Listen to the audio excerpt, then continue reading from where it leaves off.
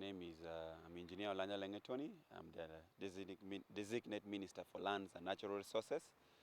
Currently at Kwaro, Acholi, the desk that is tasked with environmental protection is my desk for the environment, because natural resources includes environment, what is on land, what is underneath the land.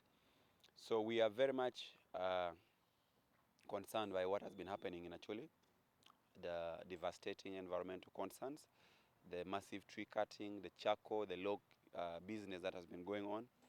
And we applaud the president for coming up. Of course, the president just didn't come up.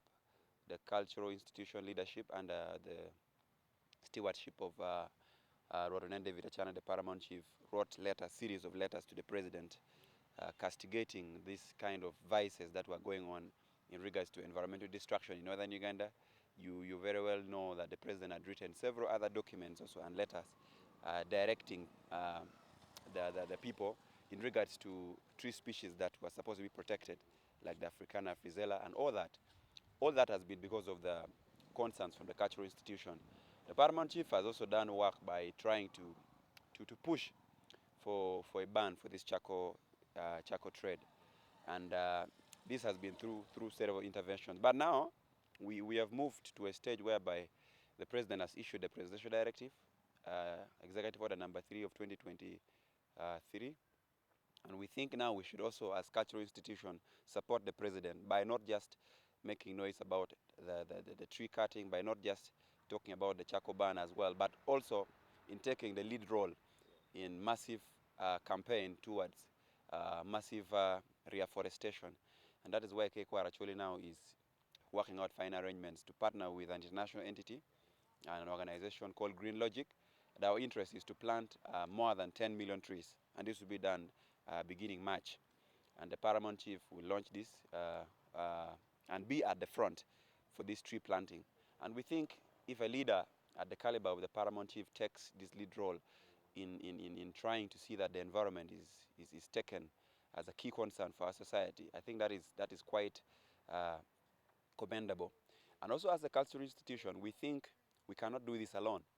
And that is why, even in documents that we're working on, for this case in my desk for the environment, we're working out a document for Acholi environmental policy.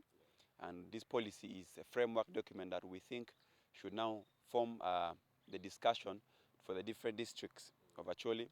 I'm glad Gulu City is now coping up very fast to even push for bylaws in regards to wetland conservation and so many other aspects of the environment. So we intend to influence decision now through our document to push it to the different district councils of Acholi so that this can be adopted, because you need to have an environmental policy.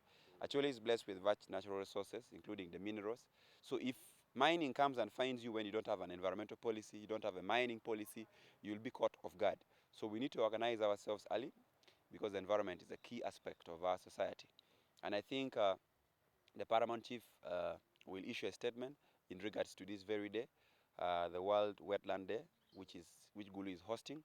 And in his statement, I believe it will capture so many aspects of how we can protect our wetland, of how the species within the wetland are of essential use to us at cultural level, because you know the papyrus forms a very key aspect of the culture of Acholi people. So we think there are so many cultural heritages that are going to be affected if we don't protect the wetland, if we don't protect the environment in general. So in that way, we are looking at trying to avoid this kind of city floodings that we see in other cities. At least we have examples of Kampala to benchmark from, as Gulu. Gulu is a regional hub for Acholi and northern Uganda. So we would, and it's the main seat for Acholi, where the cultural institution sits. So we think as leaders at the cultural institution, we must at all times partner with these key stakeholders, partner with the Ministry of Environment, Water and Environment, so that we don't just leave it at one point. It's a collective responsibility.